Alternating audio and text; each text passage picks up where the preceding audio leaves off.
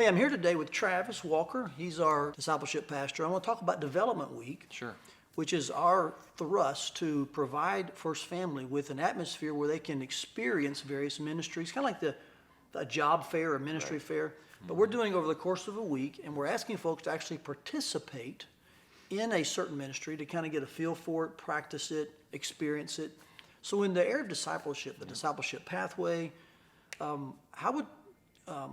how would someone know what the needs are? Like, what's your current versus ideal when it comes to volunteers in the discipleship arena? So I'll talk primarily about our small group ministry, Okay. which is probably the easiest opportunity to get plugged in. So we currently have 28 small groups, and we have awesome small group leaders, and a lot of those small groups are really full. So our desire is for more small groups. We Okay. would love to have 40 small groups.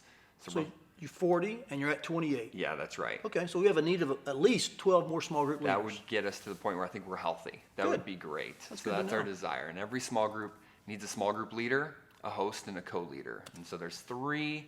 Some of those can be combined down to 2 roles, but Okay. because you can lead and host at the same time. But we kind of have 3 positions that every small group needs. So there's a lot of opportunities for that. So 4 times 3 is, right, 120. Okay. So potentially we need 120 people. We Okay. could boil that down to 80, but about 120 possible roles that need to be filled in order for our small group ministry to be healthy. That's very helpful to know that in an ideal setting, perhaps, Ideal setting. you have a host, a co-leader, and a leader. If they're all different, that's Right. 120. You got it. Okay, but some could combine. So Yep. that's really great to hear, because I think some people wonder, like, where are we on the chart of, effectiveness? There you go. That's good to hear. Any other areas that you oversee that perhaps you'd want to bring to the forefront here about current versus ideal? We're always, I have a discipleship class this Sunday, and so we're always looking for more elders, more deacons, more Okay. ministry leaders. And so that's one area I want to keep my eye on at our church, is to look for future leaders of our church. Would it be safe to say that in that arena, elders, deacons, ministry leaders, it's not a quota we're after, Right. but a quality? Absolutely. Would that be okay to say? Yeah. So there's not a number I'm after, but I want to keep my eye on those leaders and always be continuing to foster spiritual leaders at our church. Amen. Hey, tie this into the discipleship pathway. Sure. And maybe some of the needs there as far as volunteers, Yep. men's, women's, however that works. Yep. So we have a great need right now for our men's ministry. That's something we want to put some effort and some energy into, especially in the upcoming year. And so I'm definitely looking for some people to help with men's ministry who have a passion for that, who could volunteer and help us. The women's ministry is rocking it. They do a great job. And we'd love to get our men's ministry to that place where it's a volunteer-led. I would oversee that ministry, but we're looking for people who have Okay. a passion for that ministry. So that would be much like, it's not a quota, Right. but a quality Yeah, of it person. is, for sure. Okay, that's good to Yep. know. So how would someone who's watching this or maybe hearing about Development Week Yep. in their worship bulletin, on the website, how would they access an area that's under your oversight and say, hey, I want to participate, I want to experience that ministry? So I've got a couple ideas. So in the small group ministry area, there's a couple opportunities small groups could be a part of this development week. One would be to let somebody else lead that night. Another opportunity would be to have somebody else host that night. So do it at a different house. A lot of people have talked to me about the desire to host, maybe not lead yet, but great opportunity to host at somebody good else's idea. house, give them an opportunity. Yeah. And then the other opportunity would be to multiply your group for that week, to take your group, a lot of them are large, and to have that group meet in 2 different locations at the same time. Okay. So you have different leaders and different hosts happening at the same night.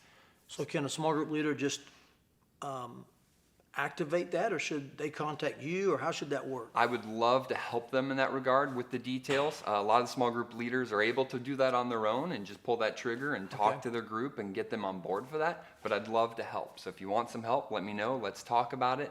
But I'd love to see small groups multiplying that week in different locations, keeping the small groups small so that we can multiply. So I know you, a lot of folks know you've been here over 5 years, Yep. but we have new folks every week. Yeah. So someone that's not sure they can approach you or not sure how to find you, Yep. what's an email address? Absolutely. twalker@ffclife.com. And I'd love to be in communication with you guys about this development week. And that would include maybe someone who's not in a small Not group, but currently is in a small interested in group. joining one, and maybe Absolutely. feels like God could lead them to help in some ways, a host or a That's co-leader right. or a leader. Yep, absolutely.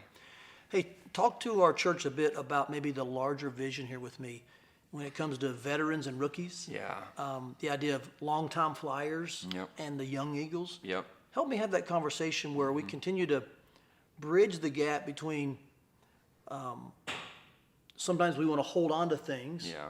but we don't want to necessarily be involved with someone who's trying to grab it. Yeah. I mean, we have to all have humility in this. Absolutely. And there's this constant baton handing off mentality.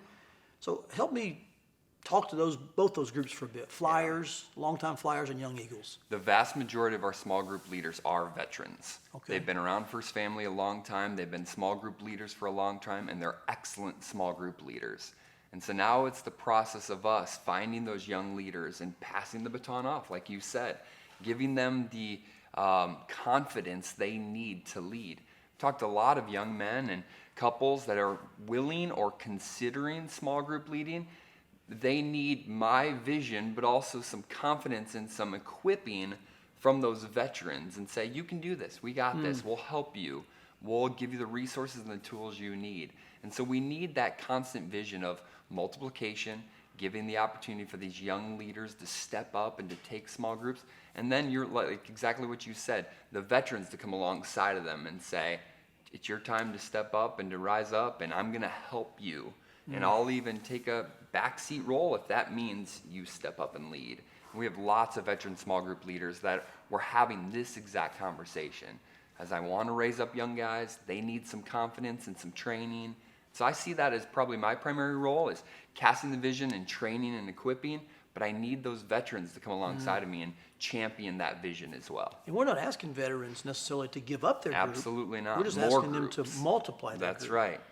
And I think you'd agree with this. One of the greatest marks of an effective leader is when they actually produce another leader. Absolutely. And so I want to say to Yep. our veterans, and I think Travis would join this, Yep. don't be afraid to launch someone out. That's right. It may shrink your group, or you may feel like it may Yep. give some attention in another direction, Yep. but that's actually a great sign of leadership, isn't it? Those are all wins, absolutely. Good point, they're wins. Yep. Well, I'm hoping that Development Week's going to be a win for our Great. whole church. Thanks for your part of that and your support.